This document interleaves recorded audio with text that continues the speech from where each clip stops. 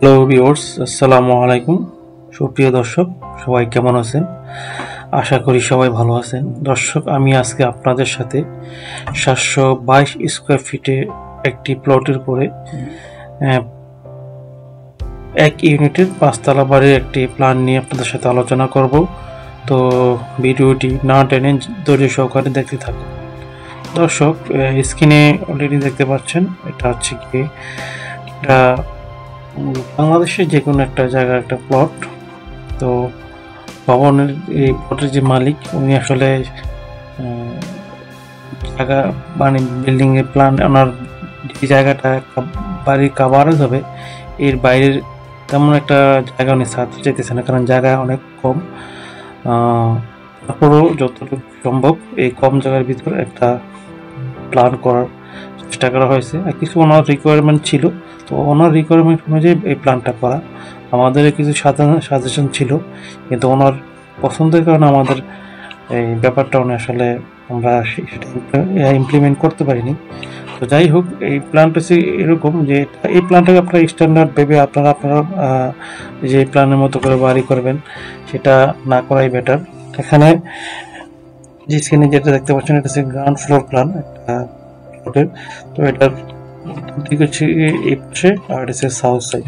তো আমরা প্ল্যান করার সময় চিন্তা করেছিলাম যে সেটা পিছনের দিকে দিলে এই সাউথ সাইড যেটা, সেটা ফ্রন্ট সাইড রাস্তাটা থাকবে, এখানে এই সাউথ সাইড থেকে আলো বাতাস ঢুকে বিল্ডিং একটা মোটামুটি ক্রস ভেন্টিলেশনের ব্যবস্থা থাকতো। কিন্তু ক্লায়েন্টের রিকোয়েস্টের কারণে আমরা আসলে সেইটা সামনের দিকে দিতে বাধ্য হয়েছি। আর দেখুন, এই প্লটের চারিদিকে বদ্ধ জায়গা, শুধু এই ওপেন জায়গা, শুধু এই রাস্তাটা জায়গা আছে।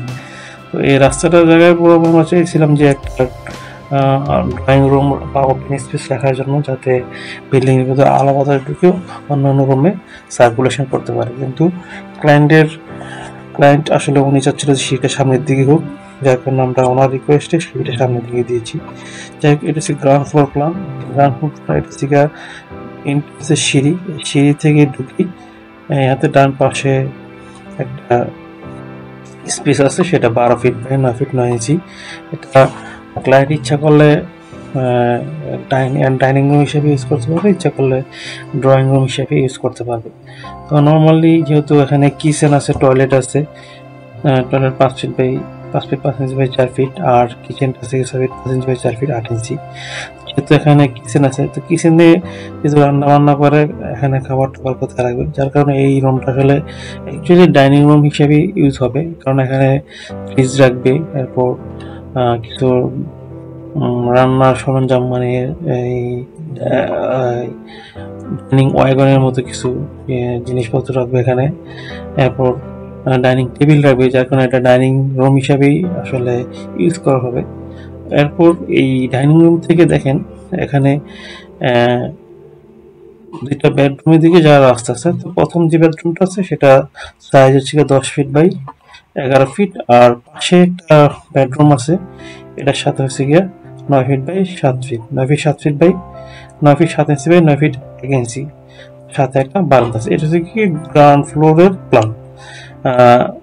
এই হচ্ছে 782 স্কোয়ার ফিটের ভিতর এই এখানে দুইটা রুম, একটা ডাইনিং স্পেস আর একটা টয়লেট, একটা কিচেন। এটা হচ্ছে গিয়ে এই নর্মালি আপনার গ্রাউন্ড ফ্লোর। আর গ্রাউন্ড ফ্লোরে এখানে এই সিঁড়ি থেকে একটু ভিতরের দিকে এই জায়গাটা ফাঁকা রাখা হয়েছে, নিচে সেফটি করা হবে, সেফটি ট্যাঙ্কের মেনুয়ালটা এই জায়গায় রাখা হয়েছে। আর সাইড স্পেস তেমন একটা জায়গা ছাড়া হয়নি, মাত্র ফিট 3 ইঞ্চি করে স্পেস খালি আছে, কারণ ওনার জায়গা কম, যার কারণে আসলে উনি আসলে জায়গাটা ছাড়তে চাইতেছে না। এটা আসলে বাংলাদেশে জায়গাটা, এই প্লটটা কোথায় আমি আসলে বলতে চাচ্ছি না।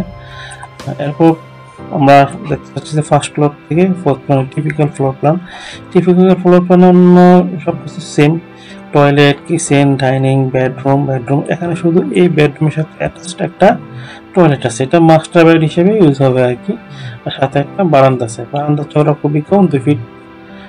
আর এখানে এটা আপনার এখানে 9টা কলম, সব মিলিয়ে পার স্কোয়ার ফিটে 2200 থেকে 300 টাকা খরচ হবে প্রতি স্কোয়ার ফিটে, 5 তলা পর্যন্ত করতে গেলে সেই হিসাবে যা আসে আর কি। তো এই হচ্ছে গিয়ে একটা একটা মানে 722 স্কয়ার ফিটের উপর একটা প্ল্যান, 1 ইউনিটের একটা প্ল্যান, একটা বাড়ির প্ল্যান। তো এই হচ্ছে। আর আরেকটা ব্যাপার হচ্ছে, এখানে যে সমস্যাটা ফেস করতেছে, দেখেন এখানে এই প্ল্যানটা দিকে ইরেগুলার মানে সোজা না, যার কারণে এই কলামগুলো একটু ইরেগুলার শেপে বসানো হয়েছে। যাই হোক, এটা যে স্ট্রাকচারাল ডিজাইন করবে বা তাদের জন্য একটু সমস্যাই আছে। এই জন্য আমরা আসলে কলামটাকে চেষ্টা করবো একটু ভিতরে নিয়ে এসে স্ট্রাকচারাল ডিজাইন কাজে ঠিকঠাক মতো করতে পারি।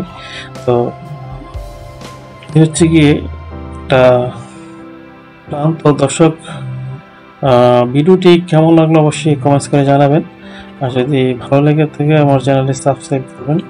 আসসালামু আলাইকুম।